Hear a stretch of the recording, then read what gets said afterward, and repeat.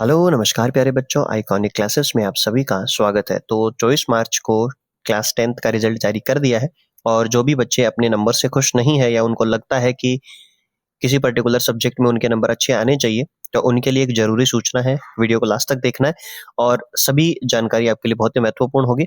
और वीडियो को शेयर जरूर करें। जिन बच्चों को भी ऐसा लगता है कि हमारे नंबर कम आए या हमारे मित्र के नंबर कम आए हैं, तो उन तक ये वीडियो जरूर से पहुंचाएं। तो चलिए शुरू करते हैं। तो सबसे पहले यहाँ पर लिखा गया है कि अगर आपके जो संवीक्षा यानी कि जो स्क्रूटनी या रीचेकिंग बोलते हैं उसको, उसके लिए जो है वो ऑफिशियल डेट आ चुकी है और यहाँ पर बकायदा लिखा गया है। इस बार एक जरूरी सूचना ये लिखी है कि अंग्रेजी, विज्ञान और गणित यानी कि साइंस और मैथ्स में आप री एग्जामिनेशन करवा सकते हैं और इसके अलावा बाकी 3 सब्जेक्ट में री एग्जामिनेशन आप नहीं करवा सकते, यानी कि कॉपी की पुनः जांच नहीं करवा सकते। जैसे आपके लैंग्वेज सब्जेक्ट हो जाएगी, जैसे हिंदी, संस्कृत और एसएसटी में आप दोबारा कॉपी चेक नहीं करवा सकते, लेकिन रीटोटलिंग जरूर करवा सकते हैं। तो इसको ध्यान से समझना। तो सबसे पहले जो पॉइंट नंबर 1 है, इसमें आपसे पूरी जानकारी यहाँ पर लिखी गई है कि क्या क्या आपको प्रोसेस करना है। तो सबसे पहले आप अंतर समझिए दोनों के अंदर। एक होता है स्क्रूटनी और एक होता है रीचेकिंग। तो स्क्रूटनी में आपसे क्या कहा जाता है कि स्क्रूटनी में आप रीटोटलिंग करवा सकते हैं, यानी कि अगर आप, ऐसा होता है कि कई बार जो टीचर कॉपी चेक करते हैं वो कई बार किसी क्वेश्चन के नंबर को काउंट नहीं करते हैं या किसी क्वेश्चन के नंबर को छोड़ देते हैं, उसको देखते भी नहीं, किसी क्वेश्चन में नंबर ही नहीं देते हैं। उसके लिए जो ऑप्शन आता है उसको हम स्क्रूटनी बोलते हैं। ये आप 6 के 6 सब्जेक्ट में लगा सकते हैं। स्क्रूटनी का ऐसा कोई प्रावधान नहीं है। लेकिन बात करें यहाँ पर री एग्जामिनेशन की यानी कि री चेकिंग की, तो री चेकिंग में आपको मैथ, इंग्लिश और जो आप साइंस है, इन तीनों के लिए आप यहाँ पर अप्लाई कर सकते हैं। इन तीनों की कॉपी आप रीचेकिंग करवा सकते हैं। इसके लिए भी आपको एक कंडीशन दे रखी है कि स्क्रूटनी करवाने के लिए जो आपको ऑप्शन मिलेंगे उसमें आपसे यहाँ कहा गया है कि आपको जो फीस होगी वो कितनी दे होगी, 400 रुपए प्रति सब्जेक्ट। अगर आप लास्ट डेट 31 मार्च से पहले पहले अगर ये आप अप्लाई करते हैं तो आपको 400 रुपए पर सब्जेक्ट के देने होंगे।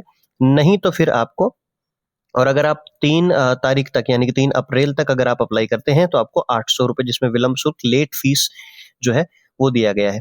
तो इसके लिए आपको क्या करना है, आपको सबसे पहले ई मित्र पे जाना है, अपने नंबर्स चेक करने हैं कि किस सब्जेक्ट में आपको लग रहा है कि इसमें अच्छे आने चाहिए थे, और अगर किसी बच्चे के कम नंबर है तो उसी सब्जेक्ट के लिए स्क्रूटनी का फॉर्म अप्लाई कर सकता है। आपको ई मित्र पे जाना है, वहां पर सारी जानकारी वो आपको बता देंगे। इसमें भी आपको किन किन बातों का ध्यान रखना है तो वो यहाँ पर आपको समझना है। तो सबसे पहले ये कहा गया है कि ऑनलाइन आवेदन करने हैं, यानी कि ऑनलाइन फॉर्म ही फिल करना है। ई मित्र पर जो है वो स्क्रूटनी 2026 का जो लिंक आवेदन आ जाएगा, वहां पर ही इस वेबसाइट पर आपको अप्लाई करना है।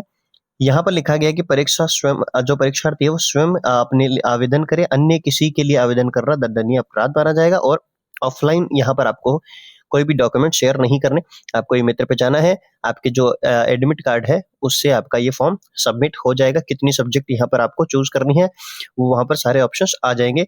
यहाँ पर वीडियो के लास्ट में भी हम इस बारे में बात करेंगे। बाकी जो जानकारी है उसमें आपको ये कहा गया है कि क्या क्या आपको लेके जाना है। तो आवेदन पत्र, परीक्षार्थी की स्वयं की प्रमाणित आईडी, आधार कार्ड और एक आवश्यक, ये जो है इनमें से आवश्यक रूप से आपको अपलोड करनी है, मतलब आपका आधार कार्ड और जो आपका एडमिट कार्ड होगा वो दोनों आपको यहाँ से लेकर जाने हैं। और ये जो सामान्य शुल्क है 400 रुपए, और अगर आप लेट फीस कराते हैं तो 800 रुपए यहाँ पर आपको जमा कराने होंगे। उसके बाद यहाँ पर कहा गया है कि अगर किसी बच्चे के नंबर नहीं बढ़ते हैं तो उसको रिटर्न फीस नहीं की जाएगी। ये याद रखें कि आप कहीं सोचे कि मेरे जितने नंबर थे उतने ही रह गए तो जो फीस है वापस मिलेगी, तो वो ऐसा नहीं होने वाला है। उसके बाद यहाँ पर एक बात आपको जो जरूर रूप से ध्यान रखनी है वो ये है कि हर विषय के लिए आपको री एग्जामिनेशन नहीं होगा। और दूसरी बात, इंपॉर्टेंट बात जिसके लिए बच्चे अक्सर कंफ्यूज रहते हैं, कि ये सूचित किया जाता है कि जो दोबारा अगर आप कॉपी चेक करवाते हैं तो इसमें अंकों में वृद्धि होने पर वृद्धि की जाएगी, और अगर कम हो रहे हैं नंबर तो कम भी किए जाएंगे। कई बार ऐसा होता है कि कई बच्चे सोचते हैं कि अगर मेरे 100 में से अगर मान लो मेरे 80 आए हैं और मैं रीचेकिंग का फॉर्म लगा दूं, तो अगर वहां पर रीचेकिंग करवाते टाइम अगर नंबर आपकी गलती से वहां ज्यादा है तो यहाँ पर आपके नंबर कम भी हो सकते हैं। तो इस बारे में भी आपको थोड़ा सा ध्यान रखना है। अगर आप कॉन्फिडेंट हो, आपने अगर कॉपी से अच्छे से की है और आपने पेपर अच्छे से किया है, तो ही आपको ये अप्लाई करना है। और ये इस प्रकार से आपको जो है फॉर्म भरना होगा। उसके बाद आपको आईडी और पासवर्ड मिल जाएंगे। उन आईडी पासवर्ड के बाद आपको लगभग 10 से 12 दिन का वेट करना होगा। आपके ईमेल पर जो है वो कॉपी आपकी भेज दी जाएगी, फिर आपको उस कॉपी को आपको चेक करवाना है अपने टीचर से, या फिर आप स्वयं चेक करके, और फिर जो भी आपको आपत्ति होती है उसके लिए आप वहाँ पर जो है ई मित्र पे जाके वापस अप्लाई कर सकते हैं। जैसा कि यहाँ पर आपको दिया गया है, यहाँ पर आपको क्या करना होगा, यहाँ चेंज या नो चेंज का ऑप्शन यहाँ पर आ जाएगा। अगर आपकी कॉपी में कोई प्रॉब्लम रहेगी तो यहाँ पर लिखा गया है कि बोर्ड जो है वो उपरांत आवेदन पत्र का निस्तारण होने के बाद समीक्षा परिणाम चेंज या नो चेंज की सूचना में उत्तर पुस्तिका स्कैन कॉपी के साथ यहाँ पर अपलोड कर दी जाएगी, और यहाँ से आपको आईडी और पासवर्ड भेज दिया जाएगा, तो वो यहाँ पर आप लगाएंगे तो ये आपका काम हो जाएगा। तो याद रखें 31 मार्च से पहले पहले आप ई मित्र पे जाके और आपकी सारी डिटेल्स जो है वो फिल कर सकते हैं। फिर उसके बाद अगर किसी कॉपी में अगर आपको ऐसा लगता है कि मेरे जो है कॉपी दोबारा मुझे चेक करवानी है, तो यहाँ थोड़ा सा आपको ये सोचने वाला रहेगा कि हर एक क्वेश्चन के आपको 100 रुपए देने होंगे। जी हाँ, अगर आप रीचेकिंग करवाते हैं, यानी कि अगर आप कॉपी को पूरा चेक करवाते हैं, तो आपको 100 रुपीज पर क्वेश्चन, ये याद रखना, एक क्वेश्चन के 100 रुपए आपको वहां पर पे करने होंगे, तो आप दोबारा कॉपी चेक करवा सकते हैं। अदरवाइज आप रीटोटलिंग करवाएंगे तो उसके लिए आपको कोई पैसा अलग से नहीं देना होगा। और यहाँ से आपको जो कहा गया है उसके बाद यहाँ पर ये जो है इस स्टेटमेंट में यहाँ पर आपको बताया गया है कि रीचेकिंग के लिए आपको क्या करना होगा, 100 रुपए प्रति प्रश्न जो है वो यहाँ पर आपको देने होंगे। तो इस प्रकार से आपका जो रीचेकिंग का प्रोसेस रहेगा वो ये रहने वाला है। और कोई भी डाउट हो तो आप कमेंट सेक्शन में पूछ सकते हैं, हम आपके हर एक क्वेश्चन को प्रॉपर तरीके से देख के जवाब जरूर से देंगे। तो इस पूरी पीडीएफ को डाउनलोड करने के लिए आप हमारे टेलीग्राम चैनल से ज्वाइन भी कर सकते हैं और वहां से इसको आप डाउनलोड भी कर सकते हैं। तो ये फॉर्म जो है वो कुछ इस प्रकार का आपको देखने को मिलने वाला है। आपका फॉर्म जो होगा वो, और इस प्रकार का प्रोसेस जो है वो आपका रहने वाला है। ई मित्र पे आप सब कुछ ये अप्लाई कर सकते हैं।